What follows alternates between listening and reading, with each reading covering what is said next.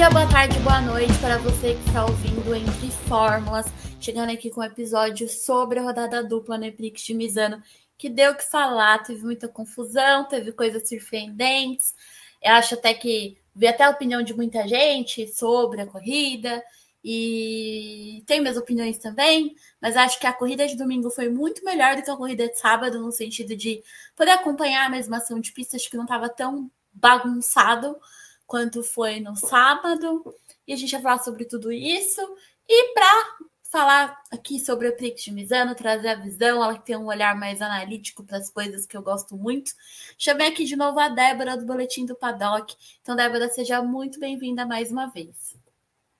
Obrigada, Sônia. Obrigada, ouvintes do Entre Fórmulas. Estou muito feliz de estar aqui de novo, mais uma vez, nesse ano, comentando sobre a Fórmula E. E eu fiquei especialmente feliz por você me chamar na etapa de Misano, porque eu fiquei eufórica com essas duas corridas. Eu tenho algumas coisas aí para poder dizer, até porque a corrida trouxe um entretenimento, né? Tanto no sábado quanto no domingo. A gente tem bastante coisa para poder discutir e espero que vocês gostem do episódio.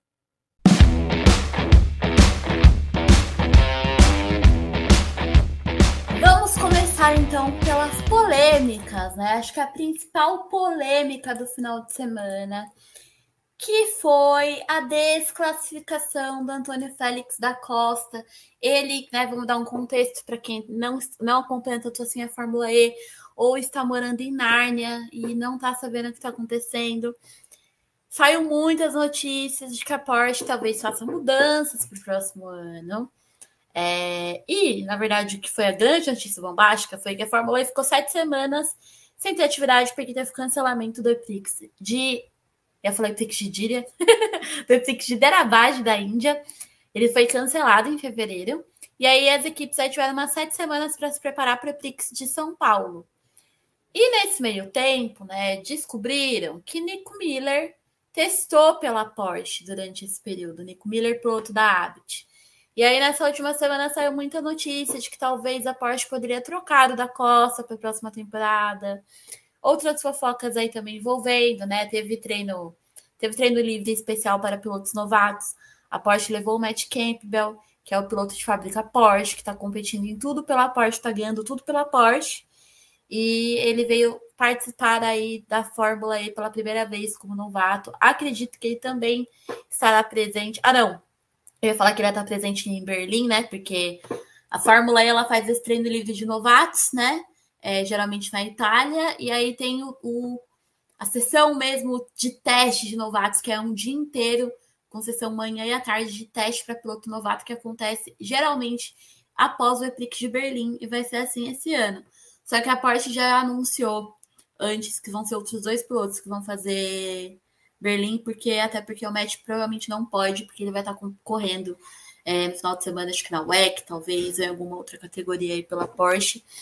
Mas, voltando ao cerne da questão aqui toda, que o assunto é o da Costa, ele estava aí com essa situação complicada, não teve um começo de temporada bom, estava completamente apagado. Aí São Paulo, ele parece que apareceu em São Paulo, conseguiu um bom resultado, e aí chegou em Misano, ele venceu essa corrida.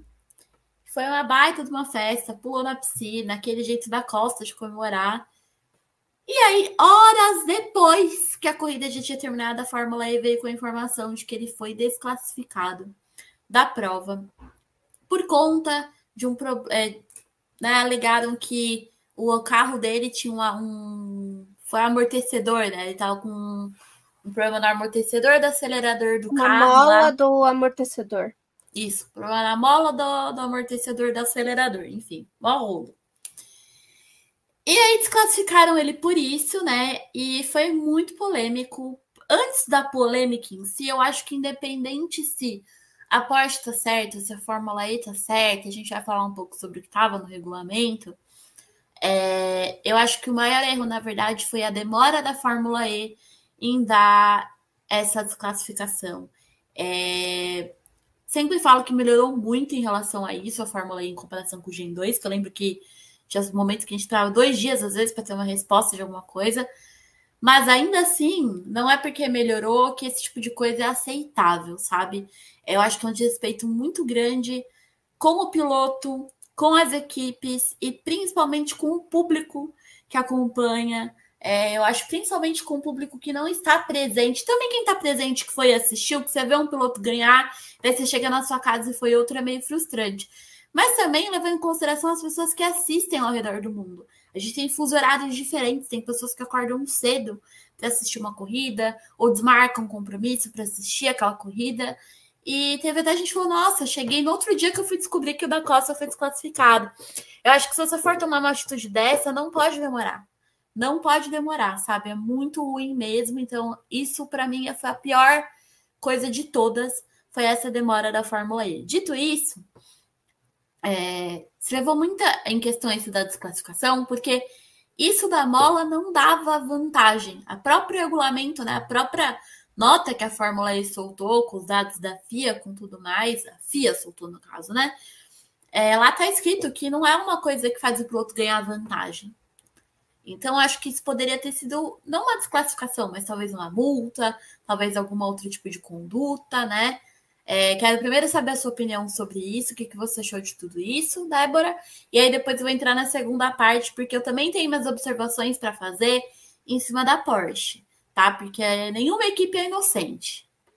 Eu acho que assim, a minha primeira frustração com relação ao que aconteceu, que o da Costa foi até uma coisa que eu coloquei no meu texto ali falando sobre o relato da corrida, né? Foi uma prova para ele de realmente lavar a alma. Porque a gente teve uma corrida extremamente disputada, em que o pessoal teve várias trocas de posição. O Pascal teve aquele problema ali de ter um encontrão com o Verne e perdeu posições, né? Então não estava mais disputando pontos. E o da Costa veio a trazer essa vitória para a Porsche. Então acaba que é frustrante, porque é um piloto que a gente está vendo em que, nessa era Gen 3, ele não está se saindo bem com o carro. Até a gente, né, Sônia, conversou com ele ali no EPRIX de São Paulo, e uma das coisas que o da Costa me falou foi: eu estou cansado de dizer, ou das pessoas me falarem, que é uma questão de adaptação, porque não é mais uma questão de adaptação. Esse ano, para mim, eu já deveria estar conseguindo lidar melhor com este carro. Então, os meus resultados era para poder estar, né, surgindo aí na pista, e não estava acontecendo. Então, vem essa vitória que era muito importante para ele. E aí, o que eu sinto com a desclassificação e da forma como aconteceu tudo, porque foi muito bem o que você trouxe, né? A gente tem ali no documento dos comissários em que eles estavam punindo da Costa, mas que essa peça em que estava sendo utilizada no carro dele não é uma peça que deu ganho para ele. Até depois foi trago mais alguns detalhes sobre esse assunto, né? Que a Spark, que é a fornecedora deles, não estava de acordo ali com o fornecimento das peças. Eles tiveram um problema de fornecimento também. E aí o carro do Pascal estava adequado, mas o do da Costa não. E isso não foi uma coisa que a equipe acabou mudando ali. Ele está com essa peça desde o começo do ano passado. Então, de certa forma, ele está em desvantagem desde o começo do ano passado, mesmo tendo ou não ganho de performance com esse equipamento, né? E aí, assim, eu entendo que nos regulamentos da Fórmula E e da Fórmula 1, das categorias de automobilismo de modo geral, a gente tem um regulamento ali em que é colocado, né, que você precisa seguir certas especificações, utilizar certas coisas no carro, que pode, que não pode. É muito bem delimitado para que as equipes não fiquem tentando escapar pela tangente, né? Óbvio que para poder ter um ganho ou outro, eles tentam fazer isso. Mas, poxa, cara, foi muito desagradável, porque assim, ninguém sabia que o da Costa, em primeiro momento, ele estava sendo investigado. Porque a gente sabe que os carros, depois que acaba a corrida, eles passam por uma verificação, né? Uma inspeção da FIA. Mas, tipo, cara, não poderiam ter pelo menos soltado uma nota? Olha, achamos alguma coisa que não está em conformidade com o que a gente acha.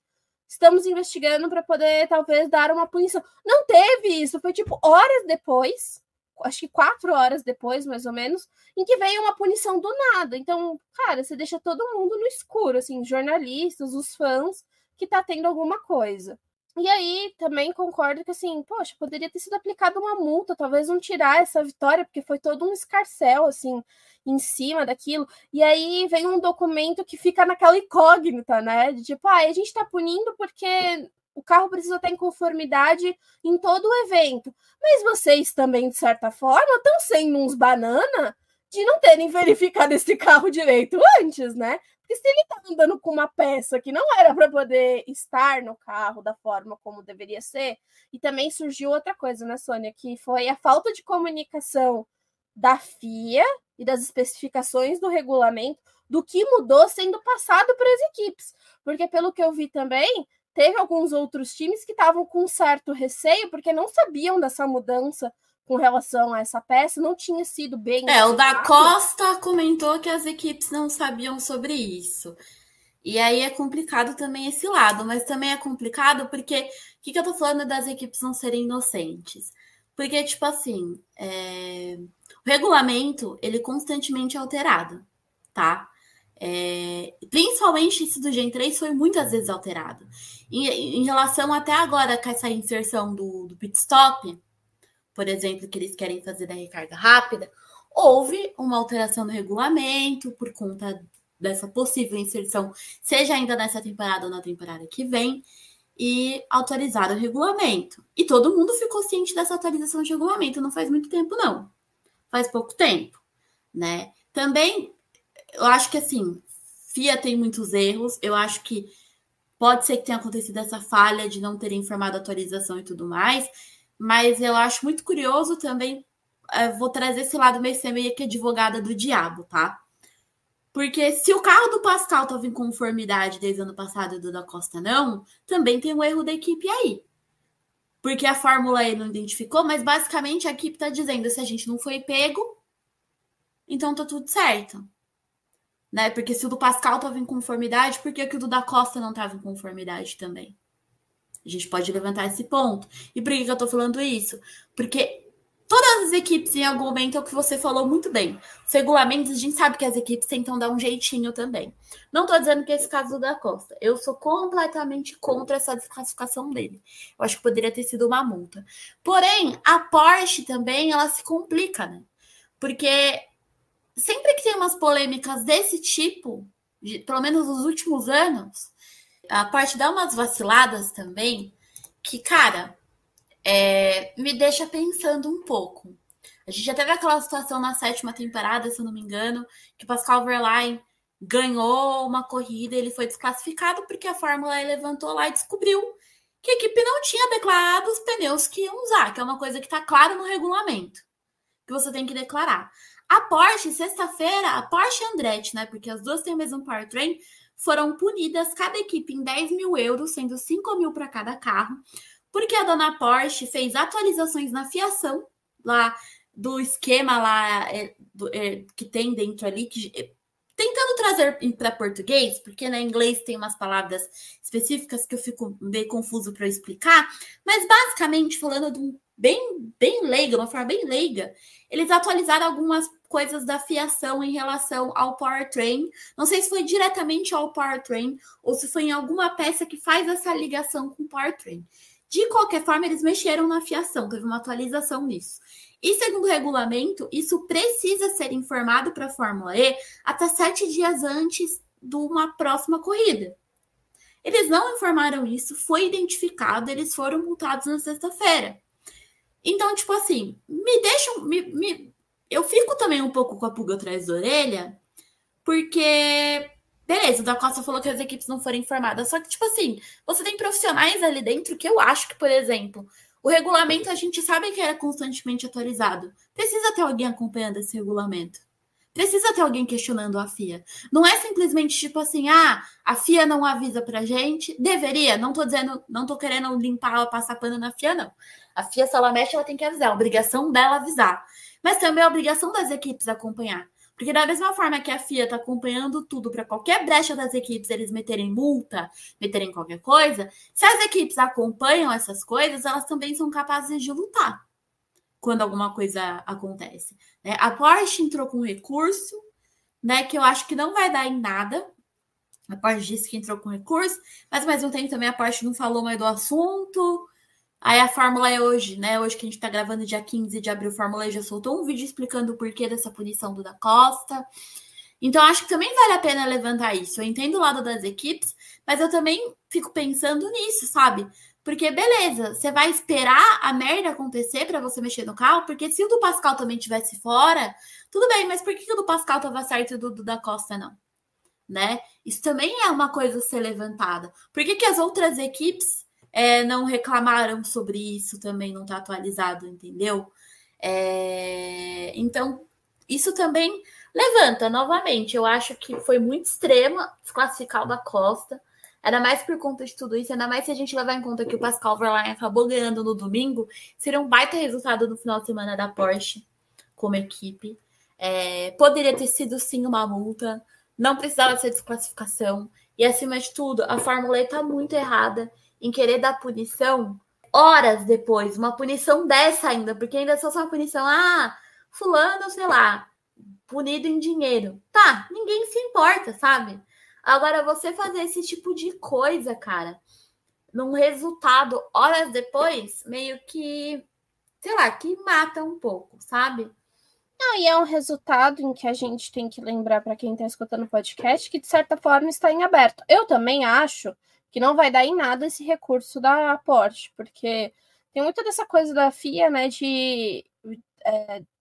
da equipe tentar mostrar que tem um fato novo ou que faltava alguma coisa no momento em que eles estavam avaliando aquela situação. E eu acho que, assim, antes deles punirem, principalmente que foi uma desclassificação, não foi uma coisa de tipo assim, um drive-thru que foi revertido em 50 segundos, por exemplo, eles estavam, de certa forma, corretos em aplicar essa punição, né?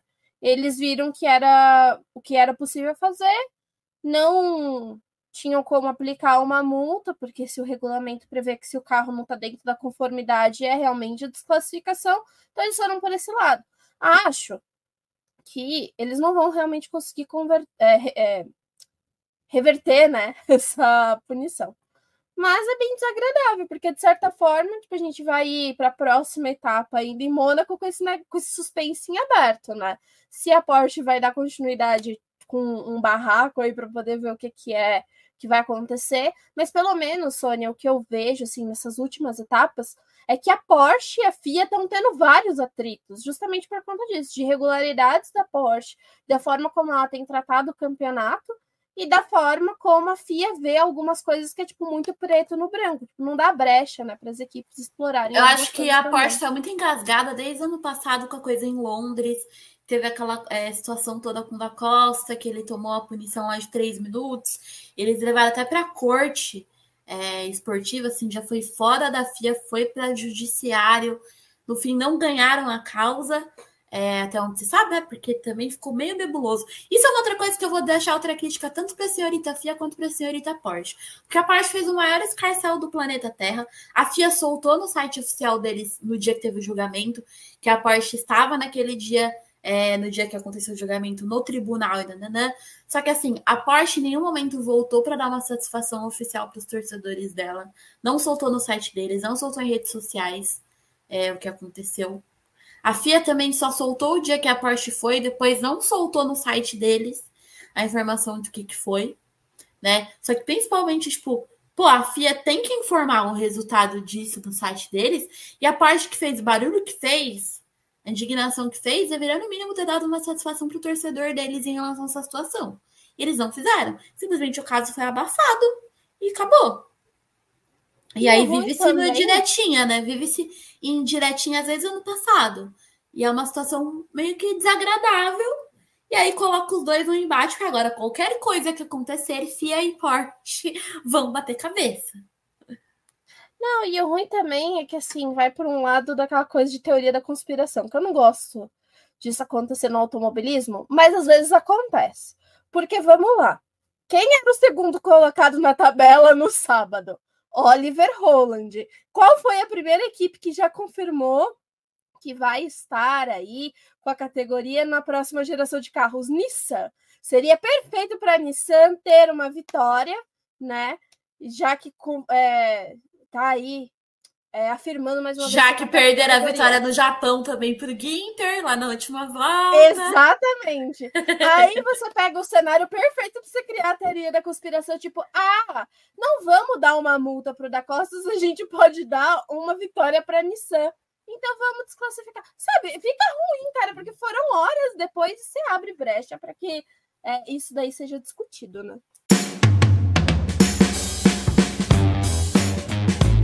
Vamos falar de Oliver Rowland, porque eu acho que o Oliver Rowland está sendo o grande destaque da temporada até o momento. Acho que quando começou ninguém imaginava que ele ia conseguir pódios desse jeito. Ele está conseguindo, sendo o cara da Nissan, colocando o Fenestraz no bolso.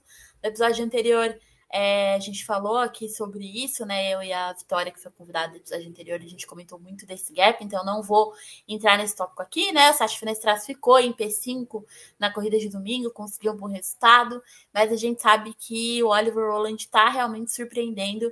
É aquilo, a gente já sabe que ele é um cara que aproveita as oportunidades. Quando ele estava na Mahindra, ele tinha chance, ele pegava um pódio com aquele carro ruim, ele conseguiu um pódio. Então, assim, ele não é um piloto ruim, mas nunca foi um piloto, nossa, vai brigar por título. E agora, se ele continuar desse jeito, ele pode ser sim um cara que vai brigar pelo título, que é uma coisa que é legal também. Tipo, cara, que coisa da hora se chegar, não esperar nada de alguém e a pessoa, tipo, queimar a tua língua. E agora a gente teve no Oliver Rowland da disputa aí com o atual campeão da Fórmula E, com outros nomes muito mais fortes, né? Então, acho que vale a pena tecer esse elogio aí ao Oliver Rowland. E, assim, falar também, né, do que rolou, porque com essa desclassificação do Da Costa, ele tinha ficado em P2. Ele acabou virando campeão da corrida de sábado, o Oliver Rowland. E a gente chegou na corrida de domingo e ele estava fazendo uma ótima corrida, escalou pelotão, estava sabendo disputar bem as posições ali, fez uma corrida até muito inteligente, né? Eu tô até checando aqui para não falar abobrinha, mas ele largou de P10 dessa corrida e ele chegou lá, escalou o pelotão de forma inteligente, estava liderando a prova, estava tudo certo, o Oliver Rowland estava para ganhar a corrida, torcedores da Nissan na timeline do Twitter já estavam como ensandecidos, o público, todo mundo, não tinha outro resultado que não fosse Oliver Rowland campeão da corrida 2, The Prix de Misano. E aí eis que chegamos na última volta da corrida. Do nada, eu ouço o Pascal Wehrlein campeão. Eu falei, oi? Na verdade, como eu acompanho live timing, eu tava vendo a última volta. Aí o meu erro foi, eu bati o olho, eu evito olhar na última volta o live timing. Porque tem um delayzinho, né, da transmissão com o live timing. Só que acho que eu tinha esquecido de desativar o rádio de alguém, de algum dos pilotos. Então eu tomei um susto, porque veio uma voz falando, acho que até do Ginter, eu não lembro com quem que eu tava com o rádio ativo na hora.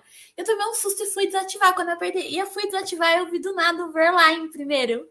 E aí eu olhei na tela, eu só vi o caos acontecendo, eu falei, meu Deus, o Oliver Rowland ficou sem energia, tipo, 50, 30 metros da linha de chegada. Ele passou da linha de chegada, mas, assim, passou porque era o resquício do que deu ali do carro andando, assim. E, bicho, eu falei, como isso é possível? O que está acontecendo? O que é isso? É um jogo. Eu fiquei em choque, tanto que eu demorei até para comentar na TV. Eu falei, gente, não. O que está acontecendo? E não só ele, como o Nico Miller também estava em P3. Né? Ele era para ele ter pego esse pódio, ele também teve um problema que acabou a energia dele. Acho que foi até semelhante ao Rowland. Eu não cheguei a ler o caso do Nico Miller, eu acabei lendo mais sobre o caso do Rowland, mas pelo que eu entendi, foi mais ou menos a mesma situação. Só que da Nissan teve uma questão a mais, eu não sei se a Abt também cometeu o erro que a Nissan cometeu. A telemetria, as informações, na verdade, que estavam para a gente estava correta, para a Nissan não estava, né? E eles tiveram um erro de procedimento de software, né? Que eles calcularam uma coisa lá. Uma volta a menos no carro. Quando o carro começou a corrida, ele deu problema. Até assim, pelo que eu entendi, foi eles largaram, o carro estava em conformidade. E aí, depois que teve a largada, deu um problema no software do carro e ele debitou uma volta. Então, o Rowland estava correndo a corrida inteira como se a prova tivesse 25 voltas e não 26. E aí, quando ele cruzou a linha de chegada, o carro entra naquele modo tipo de segurança, que é só aquela energia restante para você completar a volta e ir para os boxes. Só que a corrida ainda estava rolando, ele tinha mais, praticamente 2 voltas, né? E aí ele perdeu essa vitória aí. Fora que ele tava. E outra coisa também, né? Porque um pouco ali perto da reta final da corrida, né? Algumas voltas antes do final, ele deu uma forçadinha na energia dele para ficar na frente, porque o Pascal tava num ritmo muito forte.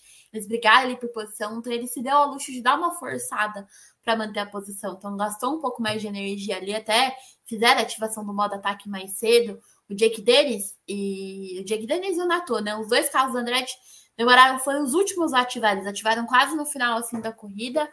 Do limite foram ativados. Então, aconteceu isso também, que ele acabou gastando mais energia e com isso chegou na última volta, não teve jeito. Né? Acho que talvez, não sei se o Coabit foi um caso de cálculo errado, a mesma coisa que o Roland. É engraçado que até falaram que para a Nissan estava aparecendo uma coisa, mas para a transmissão, o que estava correto era o que estava na transmissão, não o que estava para a Nissan. Doideira isso, porque se a gente parasse para pensar, ele ia ter uma vitória sábado e uma vitória domingo. Olha que doideira! Se não tivesse a punição do Da Costa, a Porsche teria ganhado sábado e domingo. Mas com a punição do Da Costa, se a Nissan não tivesse errado no domingo, a Nissan teria ganhado sábado e domingo. Independente do que rolasse, a gente basicamente ia ter, tipo, agora, de fato, uma equipe tendo 2 vitórias no ano, né? Esse ia ser o Eprix que ia encerrar essa competição que estava tendo de, tipo, em qual momento algum dos postulantes ao título vão conseguir uma outra vitória, né? Então é bem interessante, acho que, assim, toda a mecânica do que aconteceu, eu fiquei morrendo de dó do Roland, porque, poxa, poderia ter sido uma vitória para ele, até o Pascal, né, Sônia, ficou com aquela dúvida, porque o ritmo do Roland era tão forte que ele não sabia se, tipo, naquela hora ele deixava o Roland de fato passar por ele ou tentava brigar pela primeira posição. E o Pascal estava fazendo um trabalho muito bom de gerenciamento de bateria e de pneus ali também, de toda a corrida, né? A do Roland estava no modo mais a caralho, digamos assim. Não, sim, porque eles estavam com problema, né? Não, e o jeito que foi, eu achei que ele tinha errado. Quando aconteceu, eu achei que ele, porque foi tão abrupto a queda de velocidade que a sensação que eu tive ainda mais era uma curvinha. Eu falei, mano, ele deve ter pisado errado, tipo, perdeu o controle ali, sabe? Perdeu um grip ali, alguma coisa aconteceu. E tava muito.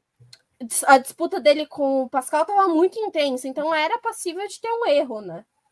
Não, total, fora que a gente precisa de autódromo, tem a questão da brita, tem areia ali, qualquer coisa pode, tipo, influenciar. Então foi muito, muito doido isso.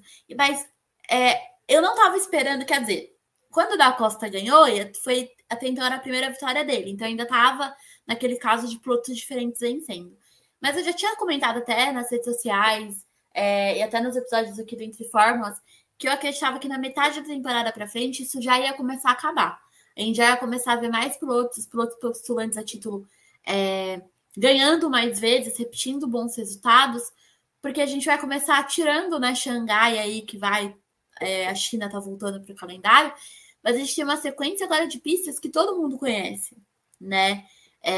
E Mônaco, que é uma corrida incrível para a Fórmula E, marca essa metade de campeonato. Então, a partir de Mônaco, a gente vai entrar na segunda parte do campeonato da Fórmula E. Então, meio que Misano deu uma adiantada nisso, né? Com o Pascal vencendo aí. Então, a gente teve uma repetição pela primeira vez no ano de um piloto vencendo. E eu tô muito ansiosa para ver como vai ser Mônaco, que Mônaco tem grandes expectativas aí de pilotos que já estão aí nessa briga aí no topo, poder ter bons resultados em Mônaco. O que eu tô mais gostando de tudo que tá acontecendo é que, de fato, a gente não teve uma repetição do campeonato do ano passado. Tá tudo muito equilibrado ainda e o pessoal tá conseguindo extrair mais, mesmo dessas pistas que são novas ou dos circuitos que eles já conheciam, a gente tá tendo boas surpresas, assim, tá sendo um campeonato em que o pessoal achava que ia ser uma continuação do ano passado, que a Andretti ia fazer o que fez, que a Envision ia fazer o que fez, e não tá acontecendo, tanto que a gente teve agora uma crescente do Jake Dennis, ele tem uma vitória, mas ele teve resultados ruins também, que, tipo, não seria o adequado. E aí a gente tem a conclusão de uma etapa em que ele e o Pascal estão com a mesma quantidade de pontos. Mas sendo bem sincera, eu não estava olhando muito para o campeonato do Jake, porque então, ele não estava me surpreendendo. Mas sabe o que eu... Isso que eu ia falar, ele até coloquei ele como próximo tópico aqui. Você não tá com a sensação... Porque o Jake Dennis, ele teve sim teve uma corrida que ele foi mal, mas tirando a corrida que ele foi mal, eu tava tirando retrospecto, é muito louco, porque ele tá no pódio constantemente, ao mesmo tempo não tá. Ele parece, sabe o Van Dorn quando ganhou na temporada 8? Só que assim, devido às proporções, porque o Van Dorn só teve uma vitória naquela temporada que ele foi campeão. Só que ele era muito consistente. Ele tava ou sempre no pódio, ou terminando sempre em P4 ali, enquanto os outros estavam errando, ele não tava. E o Jake Dennis, ele tá sendo para mim o famoso come quieto. Porque eu não sei como ele tá lá, às vezes você nem vê ele na corrida, mas de repente ele brota num pódio. Ou ele brota num resultado muito positivo. Você pegar os resultados, beleza, no México, de fato ele não teve uma estreia boa, terminou em P9. Aí em Díria você pega, ele venceu a corrida 1 do Eprix de Díria, e aí depois a corrida 2 de novo, ele sob o resultado ficou fora dos pontos, P12. E aí, São Paulo, ele ficou em P5, não é um pódio, mas é um P5, são pontos. Aí, em Tóquio, ele ficou em P3. Aí, na corrida de Misano, a corrida 1 em Misano, ele ficou em P2. E aí, chegou agora P2 de novo. Então, tipo assim, enquanto que, beleza, o Nick Cassidy, que todo mundo tá olhando pra ele, porque teve vitória, teve pódio, oscilou de um jeito até um pouco mais grave que o Jake Dennis, mas aí brotou agora de novo no pódio, pegando um P3 ali, dizendo tô vivo, sei que estamos aqui tropeçando, mas tô vivo. Mas é muito doido, porque de fato o Jake Dennis, pra mim, pelo menos, a sensação que eu tô vendo corrida, é que ele não aparece, o que é bizarro, porque ele tá ali na frente brigando, mas ao mesmo tempo ele não aparece. Ele vem lá de trás, às vezes ele não tá bem na classificação, acho que é isso. Ele não tá indo bem na classificação. Só que ele escala o pelotão e de repente ele só tá ali. Quando você vê acabou a corrida, ele tá no pódio. E aí você se pergunta, como ele tá no pódio?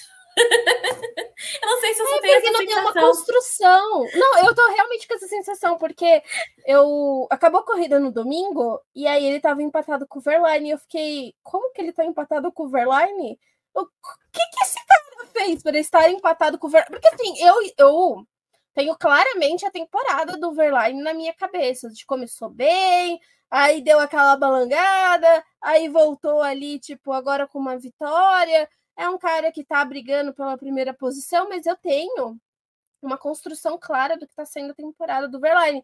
E o Jake Dennis, que é o piloto que foi campeão, não tô tendo, sabe? Eu não tenho essa sensação. Tanto que foi uma surpresa parar realmente para olhar a tabela depois que acabou o domingo e ver que não, ele teve 3 pódios na sequência, mas como que ele conseguiu esses pódios é muito difícil de você falar, porque você não vê ele na corrida. Aliás, não é só ele que a gente não vê na corrida, a gente não vê Andretti na corrida. Andretti, tipo, tá num ano que você fala, mas vocês estavam bem e o que tá acontecendo agora? E aí ele vem com esses resultados realmente muito come quieto, mas acho que também acaba aqui um pouco da performance dele apagada, no momento em que a gente tem o Roland ali realmente também, tipo, construindo uma temporada em que ele aparece como um postulante ao título que a gente não tinha essa visão quando o primeiro Prix foi disputado, né? Eu acho que, agora para pensar, eu acho que muito disso do Jake Dennis é justamente porque ele não tá indo bem na classificação.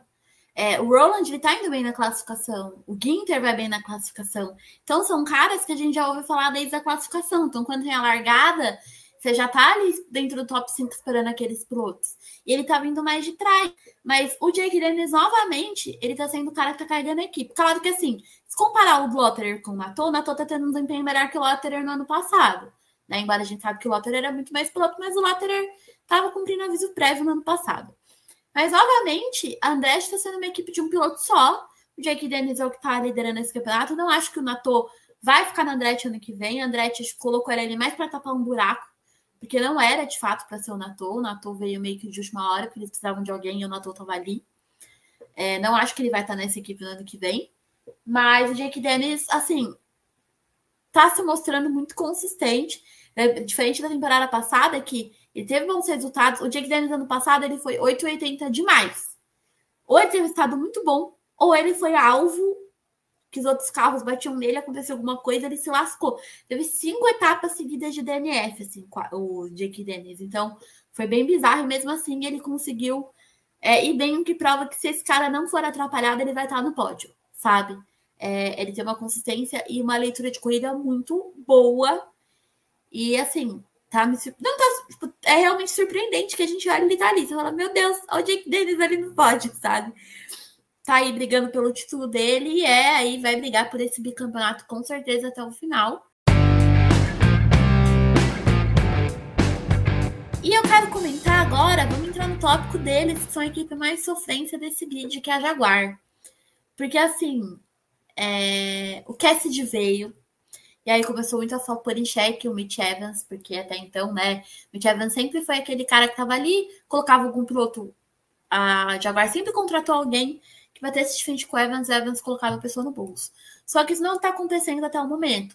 Já no meio da temporada, a gente tá com o Cassidy, que tem resultados melhores. Cassidy conseguiu mais pódios. O Evans foi conseguir pegar um pódio só aqui em São Paulo. Só que, ao mesmo tempo, a bruxa tá solta na Jaguar no geral. Eu tô achando, não sei você, o que você tá enxergando. Vou falar dos dois como só. A gente sabe que o Cassidy tá entregando mais resultado do que o Evans. Isso é indiscutível, né? Só que eu tô achando os dois muito afobados. Tipo, São Paulo nem tanto, mas Tóquio me chamou a atenção, Misano me chamou a atenção, porque eu senti os dois tomando umas decisões assim por pura afobação. Tanto Cassidy e Evans errando coisas que naturalmente eles não iriam errar, tomando decisões. Claro, eu entendo, Cassidy ele foi vítima do Vergne, o Vergne bateu no Cassidy, tudo bem. Só que o Cassidy também entrou numa disputa que ele não precisava entrar. No treino livre 3 também, que ele teve ele foi acelerar no momento que os carros ali estavam com uma velocidade um pouco mais reduzida. E eu entendo a reclamação que ele fez, de fato ele estava numa volta rápida, só que assim, você tá no treino livre 3, você precisa de tudo isso naquele momento, você tem 30 minutos, é necessário. E a sensação que dá, eu só vi o Cassidy assim quando ele tava brigando pelo título nas rodadas finais do ano passado. Que foi uma coisa que eu levantei também, que eu achei tanto ele quanto o Jake muito afobados. Muito mentalmente, assim. Você viu o Jake Dennis, principalmente em Londres, na rodada 1, assim, durante os treinos livres, reclamando no rádio de coisas que claramente você via que era puro nervosismo. E o Cassidy é a mesma coisa. Só que assim, cara, você tá na rodada 7 do campeonato, não é pra você estar assim. E claro, aí entra em xeque o que eu vejo, assim. Que os dois são amigos, a gente sabe que o Evans e o Cassidy são muito amigos. Mas ao mesmo tempo eu sinto que eles mesmos ali, eles estão competindo entre si, obviamente, dentro da Jaguar. Por mais que eles falem que não, é a realidade, né? E eu tô sentindo que, de certa forma, tá tendo uma pressão dos dois, assim, entre eles mesmos, assim. Não sei se você tá enxergando isso também, se você tá vendo essa afobação na dupla. O primeiro eu sentia mais no Evans dele ter sido surpreendido por quanto o Cast conseguiu entregar. Porque, assim, o Cast veio da Envision, eles estavam compartilhando o mesmo powertrain ali. Mas é uma equipe nova, por mais que seja, você tem uma fase ali em que você está conhecendo engenheiro, conhecendo o time, e o Cassidy vem logo de cara entregando e o Evans perdendo com isso, né? Terreno e muito do que estava acontecendo ali nas corridas. Você sempre viu o Evans enfiado em uma coisa que não era para ele estar com o carro que ele tem. E agora parece que é uma coisa que equilibrou, né? Os dois estão... A gente vai brigar mesmo, e dane-se que a gente tem um dos melhores carros, e aí eles se envolvem em umas coisas que você fala, pra quê? Então, sim, eu tô sentindo realmente isso, porque apesar da Jaguar estar em primeiro ali no campeonato, são poucos pontos para a Andretti que a gente tem uma sensação mais fuleira, né? De que não tá naquele melhor nível. Então, a Jaguar, acho que ela poderia estar bem melhor posicionada. E não tem necessidade de algumas disputas. Na verdade, eu penso muito sim. Principalmente na Fórmula E, você precisa ter uma leitura melhor da corrida e saber que o que você está brigando ali não é sempre por uma vitória, por um pódio. São por pontos. Então, independente de onde você termina na tabela, muitas vezes compensa você escolher ficar ali num terceiro lugar, ou como, vou usar de exemplo o que aconteceu com o Pascal. Chegou num momento da corrida em que ele viu que não compensava tanto brigar com o Roland. Então, ele estava aceitando o segundo lugar, porque seria melhor para a Porsche conquistar a maior parte de pontos do final de semana do que simplesmente, tipo, abandonar mais uma corrida ou ter algum problema. Então, ele optou pelos pontos. O Jake deles também fez a mesma coisa. Exato. E não tá acontecendo isso na Jaguar. Eles têm hora que eles não estão optando pelos pontos, eles estão optando por brigas desnecessárias. E vendo com o que estava acontecendo ali em Misano, principalmente, em que todo mundo largou no sábado e no domingo, tendo a consciência que a gente ia ter uma corrida movimentada de trocas de posição, porque ninguém queria ficar cortando o vento para o outro. Então teve toda aquela dinâmica ali, pelo menos nas 20 voltas, né, do começo da corrida, do pessoal realmente trocando as posições. Depois, as coisas começaram a se estabilizar. Mas todo mundo foi para uma prova que sabia que poderia ter batidas, que poderia ter conflitos e que você precisava se livrar dessas coisas, porque as curvas ali o pessoal estava fazendo tipo 2, 3 carros e tinha um toquinho, uma coisa ali. Acho que faltou um pouco na Jaguar o conservadorismo, de pensar além do campeonato, de você pensar mais na frente, de quando as peças vão começar a se encaixar. Tá, de certa forma, para mim, assim, eu vejo os dois pilotos devendo. O Cast, ele tem o que a gente pode dizer assim, de um bônus, porque ele começou o ano com pódio, já tem uma vitória, chegou aqui em Misano, conseguiu mais um pódio que foi herdado do Miller, conseguiu, mas tem que pensar na equipe como um todo, porque se a gente está vindo aqui de uma temporada em que a Andretti está sendo sustentada pelo Jake e o Nato tem um papel muito menor, como que você tem as duas equipes praticamente com a mesma pontuação, sabe? Não faz sentido. Não, aí a bruxa tá solta assim no geral, porque a Envision também tá com um desempenho, tipo, a gente teve o Buemi pegando pódio, um dia depois o Franz pegando pódio, só que de São Paulo pra cá, a Envision também tá com muito problema, às vezes eles vão bem na classificação, conseguem até escalar a posição ao longo da corrida, mas eles caem muito de performance. E não era pra isso estar acontecendo, que eles têm um powertrain da Jaguar, que é um dos melhores powertrains do campeonato. Então não era pra isso estar acontecendo. Esse final de semana eu vou passar um pano pro Franz, a gente ele fez uma perda importante na família dele, a avó dele faleceu. Ele informou na quinta-feira. Eu não sei se a avó dele faleceu de fato na quinta-feira ou se foi antes disso, porque se foi na quinta, ele não foi no velório da avó dele e ele sempre falou dela. Todo ano ele faz algum post da avó dele, falando, né, quanto tempo que ela já tinha mais de 100 anos, a avó dele. Então, tipo assim, isso mexe com a pessoa. Então eu dou esse desconto nessa situação específica, embora até na corrida 2 ele tenha brigado um pouco mais, mas aí teve um incidente de pista, porém também está chamando atenção, e a Envision é a atual campeã por equipes, né? Então precisa acordar, a Jaguar precisa acordar, porque agora as outras equipes estão chegando perto deles também. Isso atrás da Envision é complicado, porque olha, você vê a posição no campeonato, eles têm 41 pontos, eles são a 8ª equipe. Não era para isso estar acontecendo. E aí você vai atribuir todo o fator do que aconteceu no ano passado só pelo cast, sendo que, tipo, o Franz é um piloto que conhece muito bem a Envision. Foi por isso que ele foi trazido novamente para o time. E é impensável uma equipe que estava num desempenho e num ritmo tão bom no ano passado tá, tipo, figurando como equipe de final de pelotão, porque tá envolvida em disputas desnecessárias em alguns momentos, tem 2 pódios ali, mas não é a temporada ideal da Envision. E é o que você bem falou, né? Eles compartilham o mesmo powertrain, então não é uma questão de equipamento. É o gerenciamento da equipe, tipo, vamos lá, né, Binotto da Envision? Vamos recuperar as coisas aí. Adoro chamar o Felipe de minutos da Envidia. Eu amo que pegou esse apelidinho. Vamos falar um pouquinho da McLaren, tá? Não vamos não. Vamos falar um pouquinho. Vou passar por cima, assim, não vou me aprofundar tanto, mas a McLaren foi muito doido, porque, assim, sábado foi para esquecer a performance dos dois, né? O Bird teve DNF e o Hughes terminou em 13º. E assim, na classificação o Sunbird foi bem, o Sunbird largou de P6 e tudo mais, mas enfim, né? Chegou na corrida e aconteceu o que aconteceu. E aí, na corrida de domingo, a gente teve o Hughes pole position, uma ótima resultado assim para a McLaren.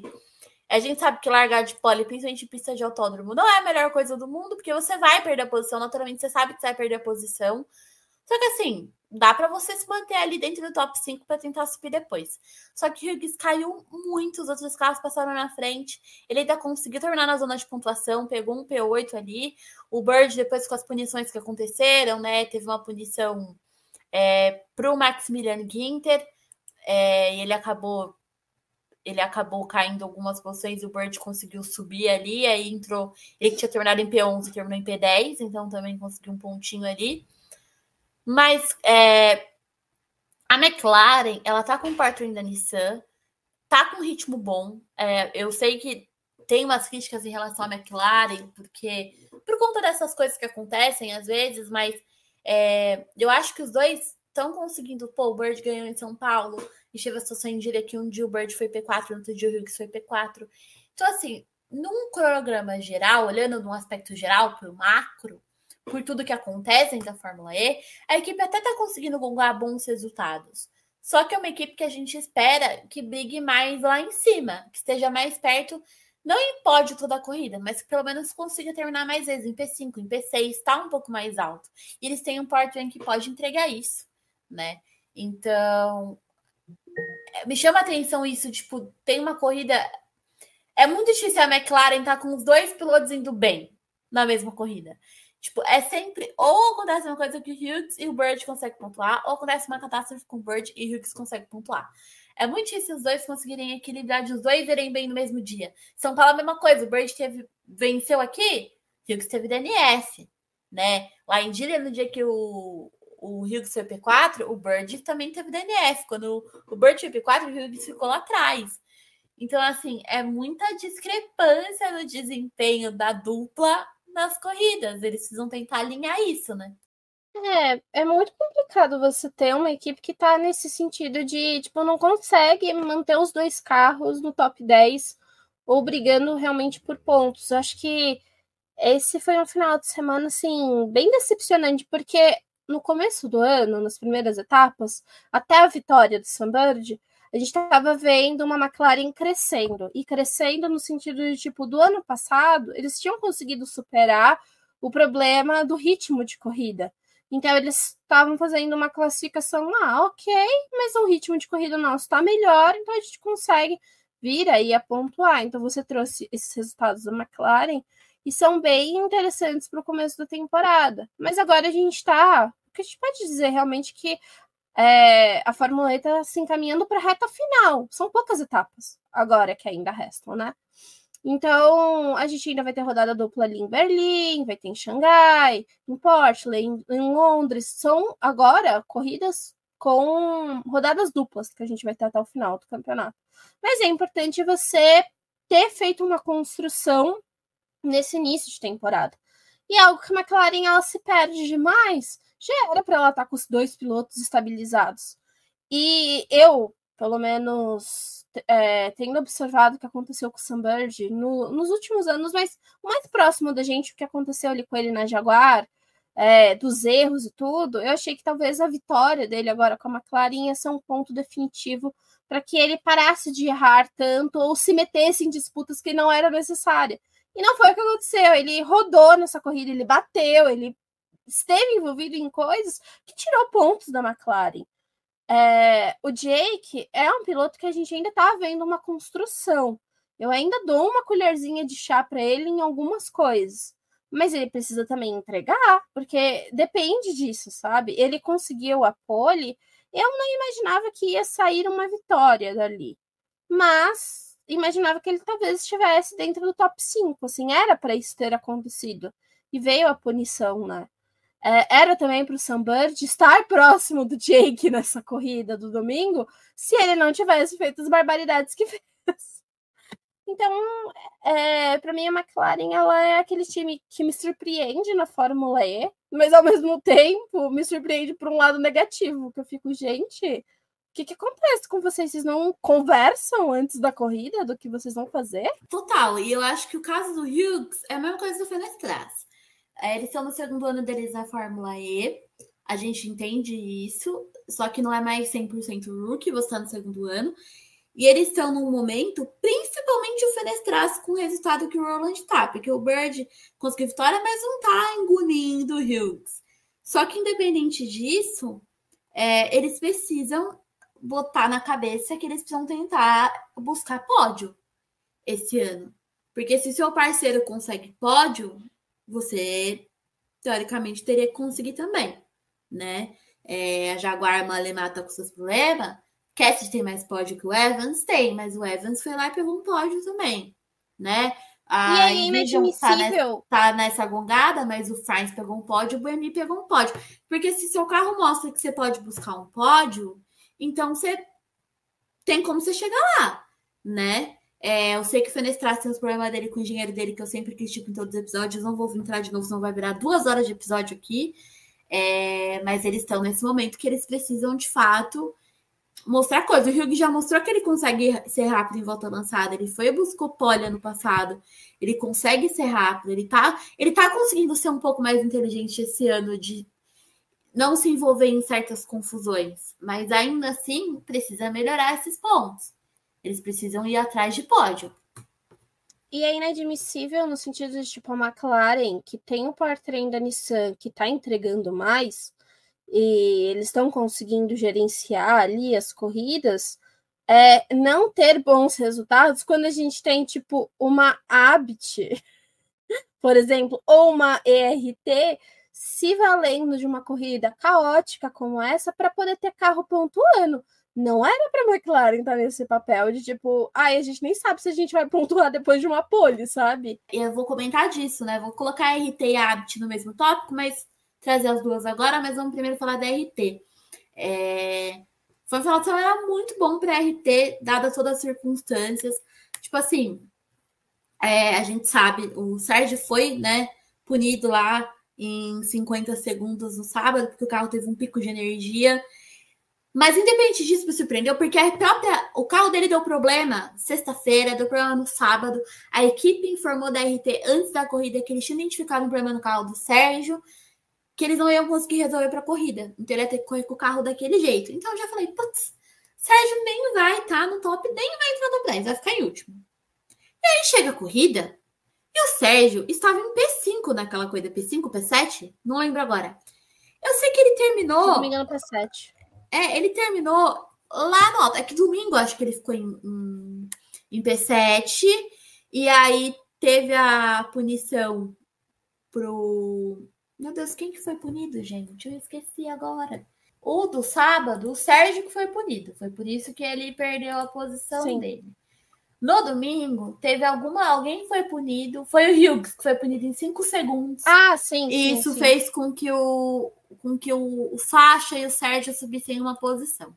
Né? Então, o Sérgio ele tinha terminado a corrida do domingo originalmente em P7, e aí ele ficou em P6. Se eu não me engano, no sábado, se não estiver falando porcaria, ele teria terminado em P5 essa corrida, se eu não me engano. E aí ele sofreu pressão de 50 segundos e lascou com a corrida dele, por conta do pico de energia. Mas assim, aí o Tickton acabou indo bem, né? Ele acabou terminando na corrida de sábado em P4, né? Que foi um baita resultado, foi o melhor resultado do Tickton dentro da Fórmula E desde que ele entrou. No domingo, o Tickton acabou... Estava devendo também, né? Estava devendo, porque o Sérgio Sete Câmara, na verdade, seja dita, estava fazendo uma ótima temporada com esse carro da RT. São Paulo também ele tinha ido bem, mas foi desclassificado. Então, assim, teve situações que sempre acontece com o Sérgio sofre mais que a Juliette. Sempre acontece alguma coisa. E eu tava assim, apavorada. Falei, mano, não é possível. No sábado, não é possível. Quando deu o pico de energia, eu falei, não é possível que a gente vai reviver tudo que o Sérgio viveu com o Dragon Penske nessa RT. Não é possível, não é possível, não é possível. Tanto que chegou domingo, ele teve o estado que teve, eu falei, não vou comemorar. Porque a qualquer momento vai aparecer aqui punição pro Sérgio. No fim, não apareceu, ainda ganhou uma posição. Eu fiquei o dia inteiro esperando a punição. Sim, cara. Mas assim... Vão achar uma outra mola no carro do Sérgio que não está em conformidade. Exatamente. Vão gongar. Mas assim, o Tickton vai ter um resultado, tá precisando ter, porque o Sérgio tá colocando o Tickton no bolso, né? Então teve um resultado bom aí, pegou um P4. E o Sérgio pegou esse P6, então foi um resultado muito bom para a RT, pontuando bem aí no sábado e no domingo, subindo aí nessa classificação. a gente sabe que tem um monte de problema com esse carro, mas é o que eu falo desde sempre. É importante que o Sérgio tenha, né, boas performances para poder aparecer para as outras equipes e quem sabe aí aparecer numa equipe melhor no próximo ano, né? A gente sempre fala muito do Sérgio nesse sentido, né? De que ele precisa ter um bom resultado para que as outras equipes notem ele também. Porque, assim, óbvio, a gente tá vendo os esforços dele, mas no final das contas, para você fazer uma contratação, não basta só o piloto ser extremamente esforçado, né? Os resultados contam muito. Então, é bem complicado ele fazer todo um trabalho ali no final de semana e não ter um resultado adequado porque a equipe teve algum problema. Essa coisa desse pico de energia desses carros me irrita num nível, assim, estratosférico. Eu vejo essas punições e fico, gente, pra quê? Mas eu queria destacar uma coisa da corrida da ERT, depois eu fui ler um pouco sobre, né? Eles trouxeram para essa corrida que para quem assistiu parecia algo muito bagunçado, muito jogado, assim, de tipo, tá tendo muita troca de posição, ninguém sabe a real condição dos carros. E num cenário como esse, em que muita gente estava se sentindo perdida, a ERT conseguiu trazer uma estratégia. Eles conseguiram, tipo, vamos avançando aos poucos, souberam o momento ideal de utilizar o modo ataque, que foi crucial na corrida deles, e aí, tipo, para muitos foi, nossa, como é que eles apareceram no top 10? Eles construíram para poder estar ali no top 10. Então, o resultado do sábado, do Ticketon, que realmente se confirmou, e o do Sérgio no domingo, poxa, é muito bom, assim, eles conseguiram uma boa pontuação, para um time que até no começo do ano ali, ninguém sabia se ia pontuar, mas eles estão com 23 pontos, então é algo bem interessante, assim, da gente ver o trabalho que eles conseguiram e de um Apex em que tava todo mundo crente que eles não têm como pontuar, eles conseguiram se aproveitar de falhas de outros times, mas muito da competência da questão estratégica para poder estar ali no top 10. Teoricamente, era para a RT estar numa situação pior que a Mahindra. E a Mahindra, cara, não sai do lugar. Tanto que eu vou falar da Abt. O Lucas de Graça aí conseguiu um ponto ou não? Ficou quase, né? Conseguiu sim um ponto na corrida de sábado e tudo mais. Mas para mim, grande destaque da equipe da Abt. Isso vem desde o ano passado. De Graça não estava na Abt ano passado, né? Era Friends. Mas aí a cena de Graça está lá. Mas desde a segunda metade do campeonato passado para cá, o que o Nico Miller tá fazendo nessa Abt pode passar despercebido para algumas pessoas, mas para mim não passa. Eu elogio ele semana a semana. Claro, oscilou, teve corrida nessa temporada que não pontuou, teve, mas já é esperado. Essa Abt, ela tem um powertrain da Mahindra, anda de ré, é horrível. Só que o que o Miller tá conseguindo fazer tá me impressionando. E aí eu vou novamente colocar outra coisa. O Miller e o Sete Câmara, eles estão me surpreendendo na classificação. Que, óbvio, a gente sabe que é o momento. Me surpreendendo assim, a gente espera que eles vão bem, porque é o momento que eles têm de conseguir largar de uma posição melhor, é a classificação, é o momento que eles têm para brilhar. Eles sabem disso, eles falam isso toda vez. Só que eles estão indo e estão conseguindo se aproveitar. Final de semana nem tanto, o Sérgio, mas teve outras etapas que o Sérgio entrou em duelos. Então ele tá aparecendo mais nos duelos. O Miller tá aparecendo mais nos duelos. Né? Então eles sabem que essa é a única chance deles e eles estão indo para cima mesmo. E estão indo bem, né? E estão indo bem, estão fazendo escolhas inteligentes dentro da corrida, estão conseguindo se livrar de confusão, o que é muito difícil de se fazer quando você vem lá de trás. Então, estou gostando muito de ver o desempenho do Miller. Por pouco não foi para o pódio com essa Abt. Cara, literalmente foi na linha de chegada. E realmente, que surpreendente, sabe? Ainda mais sabendo que agora essa Abt ano que vem vai se livrar da Mahindra, vai estar aí com o powertrain de Lola e Yamaha. Então, se o Miller está entregando isso com a Mahindra, e que pode ser que ele entregue com um powertrain de Lola e Yamaha, se for um powertrain bom. Estamos aqui pensando num cenário de que vai ser um powertrain bom. Se for minimamente melhor que a Mahindra... Se for um equipamento que te possibilite a pontuar, não tô falando ganhar, mas pelo menos estar ali com uma constância de colocar os carros entre os 10 primeiros, né? É difícil. E, nossa, gente, é muito complicado você olhar a tabela e a Mahindra tá zerada, né? Ela continua zerada.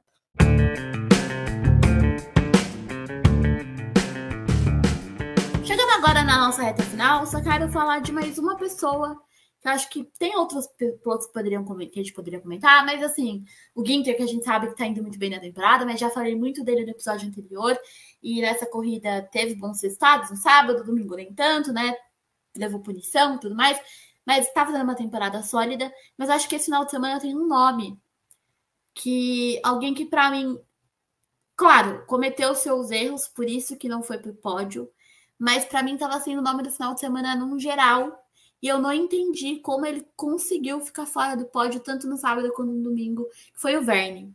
O Verne, ele tava com uma vontade nesse final de semana de vencer, porque os treinos livres, ele foi bem nos treinos livres, liderou as sessões, a classificação também, ele não foi o pole, mas ele largou de P2 tanto no sábado quanto no domingo, né? A gente sabe que o Verne tem um estilo de corrida meio agressivo, ele tomou as punições dele lá em disputa. Acho que o grande erro do Verne foi isso, acho que ele tá com tanta sede ao pote que ele acabou se excedendo. A gente sabe tanto que a gente brinca, ele é muito bom em disputa de posição. Tanto que a gente sempre fala, se alguém for brigar com posição com o Verne, tem que estar muito certo do que está fazendo. Porque o Verne não larga o osso e o Verne é difícil de passar. Ele é embaçado de passar. Só que eu acho que ele errou a mão muito aí na disputa, assim. Acho que ele se excedeu. E ele acabou tomando muitas... Teve uma situação lá no sábado, se eu não me engano, que ele estava sendo investigado por 3 situações diferentes. Ele foi punido por uma só, foi a com o Cassidy, se eu não me engano. Mas ele estava em 3 investigações por conta da mesma coisa, disputa de posição, forçando o adversário ali em situações que não precisava. E eu fiquei meio triste, assim, por ele, porque eu via que ele estava com muita vontade. Só que eu acho que ele exagerou muito nessa vontade. E ele acabou se prejudicando, de certa forma, assim, acabou pontuando nos 2 dias, pontuou no sábado, pontuou no domingo. Uma coisa que é muito interessante, eu não somei ainda, mas ele estava 1 ponto atrás do de Graça, porque até então o de Graça era o piloto que mais tinha pontuado na história da Fórmula E. Ele tinha 1.042 pontos e o Verne 1.041. A de Graça fez 1 ponto. O Verne tá com 1.047 agora. Então o Verne agora é o maior pontuador da história da Fórmula E, passou de Graça nesse final de semana. Quase, se ele tivesse conseguido a pole aí, acho que ele ou ia empatar ou ia passar o Buemi em quantidade de pódios. Acho que de pódios não, de pole. Acho que o Buemi tem 14 ou 13, o Verne tem 12 ou 13. Agora eu não lembro o número, tô puxando de cabeça. Mas eu lembro que ou era 1 de diferença pro Buemi ou 2. Ou ele ia empatar se ele fosse pole ou ele ia passar o Buemi. Mas, independente disso, aí ele largou 26 vezes aí na frente, né, na primeira fila. Então, o Verne, ele é um cara muito gigante dentro da Fórmula E, ele é o único bicampeão da categoria. E eu acho que foi excesso de vontade, sabe? O Verne, acho que ele pecou por excesso de vontade. Por mais que a gente não resgate aqui os treinos livres, ele estava muito bem nos treinos livres, ele disputou a pole ali na classificação, né? Então, ele estava muito seguro de si, ele tinha ritmo, ele estava seguro com o carro. Mas, de novo, aquela corrida em que você tinha a chance de ter um conflito ali maior durante a prova, que ele não soube gerenciar muito bem o espaço, não soube muito bem entender com quem ele estava brigando ali, e acabou que isso custou o resultado dele, né? Ele tem um 6º lugar no sábado e um 7º lugar no domingo, sendo que era um piloto que claramente poderia estar no pódio nas 2 corridas. Então, foi muito excesso de vontade de vencer, de ter o melhor resultado, e a gente sabe que o Verne, quando ele coloca aquilo na cabeça de tipo, eu vou ter o melhor resultado neste fim de semana, eu vou aproveitar ao máximo, ele tenta extrair tudo que ele pode do carro. Só que, às vezes, vem essas consequências, né, de estar envolvido em disputas, em coisas que ele talvez poderia ter poupado um pouco mais, tirado o pé ali em alguns momentos. Achei que ele foi muito afobado em algumas decisões ali e, enfim, acabou encontrando com pilotos em que também não estão no seu melhor desempenho, digamos assim, né? Tipo, que é o Cassidy, que é outro afobado agora, e com certeza o Sam Burch, que é um afobado desde sempre. Achei que a Vitória ia livrar a cara dele, mas não tá acontecendo. Então foi uma pena, porque em treino livre eu tinha certeza que o Verne ia ficar com, tipo, o maior pontuador da rodada. Na minha visão, era o que ia acontecer com o Verne, não foi. Então foi uma decepção da corrida, assim. Eu também pensei isso, ainda mais vendo ele na classificação, que ele foi muito bem, né? Largou de P2 nos 2 dias. E até na corrida mesmo, até um certo ponto das duas corridas, ele tava bem. E aí, de repente, ele ativava o modo cachorro louco e se perdeu ali, sabe? Conseguiu pontuar, o que foi bom para ele, né? Tá, de fato, assim, um gap muito grande entre ele e o Van Dorn, apesar do Van Dorn estar pontuando algumas corridas aí, mas nem se compara com o que o Verne tá fazendo.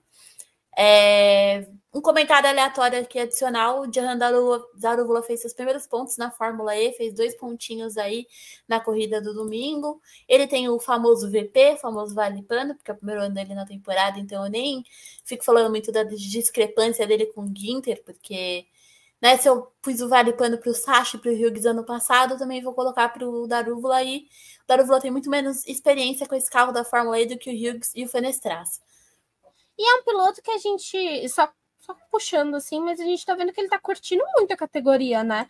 Que ele tá apanhando pra caramba, tá lá atrás, mas tá tentando, mas tá se divertindo, tá tentando. O importante é isso. Se vai estar aí ano que vem, não sabemos. Mas tá aproveitando aí, né? Pô, que até eu, cara, o Office é em Mônaco, pelo amor de Deus. Eu ia estar aproveitando muito também. Mas, enfim, só agora então para fechar, falando do campeonato em si, né? A gente tá com o Pascal Wehrlein em primeiro lugar com 89 pontos. O Jake Dennis em segundo também com 89 pontos. O Oliver Rowland com 80. Nick Cassidy com 76. E o Maximilian Ginter aí fechando esse top 5 com 63 pontos. Aí é muito doido quando a gente vai pro campeonato por equipes, porque assim, Jaguar lidera com 128 pontos. A Andretti tá com 112, tipo, dos 112 pontos que a Andretti tem, 89 é do Jake Dennis, né? Aí em terceiro tem a Porsche com 109, desses 109, 89 é do Wehrlein. Só que aí a gente chega na Nissan, que tá em quarto, tem 100 pontos na temporada, 80 do Oliver Rowland. Então você vê, né, que de fato, assim... E aí a Penske tá em quinto lugar com 75 pontos, que também grande parte desses pontos, 53 pontos, tem o Verne Van Dorn, tem 22. Então a gente tá em uma situação... Esse ano todas as equipes têm o seu Pérez. Tipo, todas as equipes estão com o seu Pérez. E a Maserati basicamente tem o Ginter, que dos 65 pontos da equipe, 63 é o Ginter que fez, né? Então, assim, mas tá muito louco isso. A gente não tá tendo um campeonato em que as duplas estão equilibradas. E quando estão equilibradas, são as equipes que estão mais embaixo. Tipo, a Envision, a gente tem o Buemi com 20 pontos, o Buemi com 21 pontos, o France com 20, sabe? Até nas equipes pequenas, né? Embora, tipo assim, se você olhar nos pontos, aí o Ticton agora tá com 12 e o Sérgio tá com 11. Acho que é o único resultado injusto, porque quem tá entregando mais, na verdade, é o Sérgio. A temporada, até o momento, só o Sérgio que tá fazendo alguma coisa. O Ticton conseguiu agora, só que ele fez 8 pontos, né, com o P4 dele. Então, foi muita coisa. 8 pontos? Não, né? Meu Deus. Foi a primeira vez que ele pontuou, não foi o Ticton? Eu tô falando abobrinha. Agora eu tô tentando pensar É a primeira nisso. vez. Então, os 12 pontos. Então, ele já conseguiu 12 logo de cara, né? E o Sérgio tá com 11 pontos, mas porque tirando... até então o Ticton não tinha terminado nenhuma corrida na zona de pontuação e tinha um abandono. Eu acho que é o único caso de alguém que tá atrás e que tá entregando mais é o Sete Câmara. Porque de resto, cara, você tem um gap grande. A Abit também, o Lucas de Graça fez 1 ponto agora, mas o Nico Miller fez 18. Então tá tendo esse gap também até nas equipes menores, né? Então, acho que isso é uma coisa muito interessante de se observar. Vamos ver agora como é que vai ser essa segunda parte aí do campeonato. Queria agradecer, Débora, você por ter participado. Acho que antes da gente encerrar, queria pegar um pouco das suas expectativas para a próxima corrida que é em Mônaco, né? Que é uma etapa muito boa na Fórmula E, uma das melhores do calendário, né? Nossa, eu tô ansiosa para Mônaco, porque eu gosto muito de Mônaco na Fórmula E. Tem uma corrida movimentada, para quem tá acostumada com aquela prova monótona na Fórmula 1, né, de larga e fica quase a mesma coisa. Na Fórmula E não é assim, tem muita troca de ultrapassagem e tudo.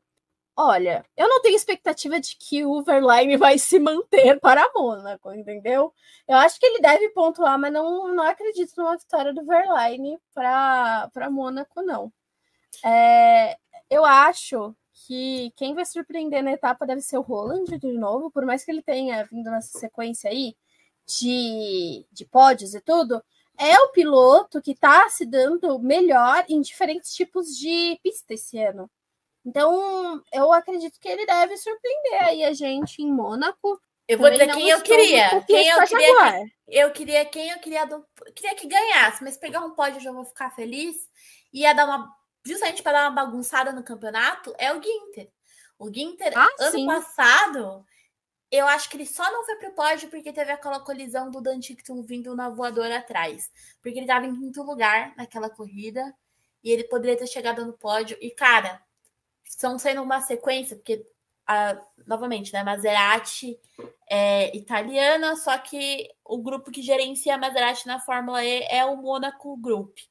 Então, a base da Maserati é em Mônaco. E a gente agora está com uma sequência de 3 etapas que são importantes para o Ginter em si. A gente passou agora pela Itália, né, que a Maserati é italiana. A gente agora vai para Mônaco, que também agora é a sede da Maserati, então a Maserati é uma equipe ítalo-monegasca. E depois a gente tem Berlim, né? O Ginter é alemão, mas ele mora em Mônaco, então eu acho que ia ser sensacional. Acho que a Maserati ia fazer festa a semana inteira se vier uma vitória em Mônaco e aí depois, quem sabe, um bom resultado em Berlim seria interessante. Eu acho que Mônaco pode ser uma corrida de momento. O Cassidy venceu ano passado, então acho que ele tem aí uma chance de vir conseguindo os olhos aí para cima para tentar um bom resultado. Eu só tenho uma dúvida com relação a Jaguar para Mônaco, porque é uma corrida de traçado estreito. E da forma como o Cassidy e o Evans estão guiando, não condiz com a pista que eles vão enfrentar em Mônaco. Então eu espero que até lá eles se acertem, entendeu? De tipo, vamos brigar pelo quê? Estamos lutando pelo quê nesta etapa, entendeu? Esse é o momento da Jaguar. Eu acho que Mônaco marca metade do campeonato, começo da metade do campeonato, começo da segunda parte, e é o momento de divisão de águas. É aqui que a gente vai começar a ver quem que vai brigar pelo título e quem não vai. Eu acho que o Evans, principalmente o Evans, ou ele chega nessa corrida em Mônaco, ele traz o resultado, porque eu até falei, pelo que eu tô vendo, eu não acho que ele vai brigar pelo título esse ano, né? Então, o momento dele mostrar que ele pode entrar pela briga pro título é agora. É essa etapa de Mônaco e Berlim ali. É onde ele tem para mostrar alguma coisa. E claro, não adianta só mostrar nessa etapa e não entregar mais nada. Mas, tipo assim, é entregar nessa etapa e aí vindo uma crescente. É o momento. Se ele não entregar em Mônaco ou em Berlim ali, tchau, não vai estar nessa briga. E a mesma coisa o Cassidy, assim, se você vai estar ali para brigar, é esse momento de mostrar alguma coisa, é agora. É essa etapa. Mônaco e Berlim é o momento que a gente vai começar a ver quem de fato vai começar a brigar por alguma coisa maior e quem vai ficar de fora. E a gente ali tá com o top 5 ainda muito próximo, principalmente os 3 primeiros. E o Oliver Rowland também. É o momento do Oliver Rowland. E aí, a gente vai manter essa crescente da Nissan? Vai se manter firme e forte nessa disputa? Vai dar uma oscilada?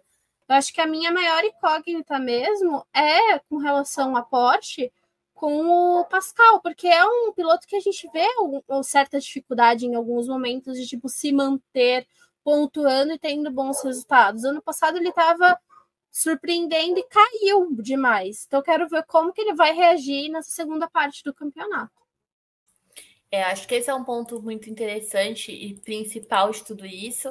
O Verlaine, pelo menos uma coisa ele está cumprindo, que ele está conseguindo, ele melhorou na classificação essa temporada, que era uma coisa que ele disse até no começo do ano que ele queria melhorar, que ele sentiu que ficou devendo na temporada passada.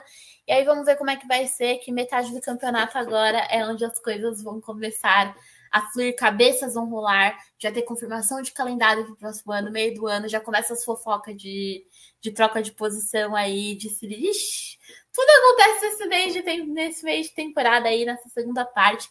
Então vamos acompanhar para ver como é que vai ser. Débora, muito obrigada pela sua participação. Despeça-se da galera, fala onde posso te encontrar. Obrigada, Sônia. Obrigada a todo mundo que é ouvinte do Entre Fórmulas, que escutou o programa até aqui. De novo, queria agradecer muito a oportunidade de vir falar sobre a Fórmula E. Eu gosto demais da categoria. Eu estou cobrindo outras, mas eu tenho um carinho muito grande pela Fórmula E.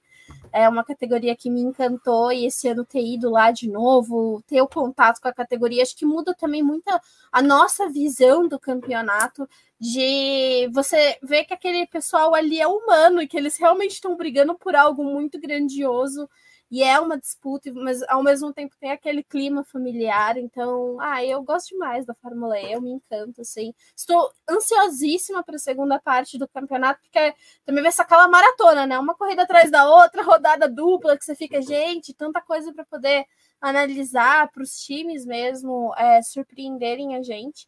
Mas, gente, muito obrigada por escutarem o programa. Eu sou a Débora Almeida, nas redes sociais, ou Senhora Flowers, ou The Flowers.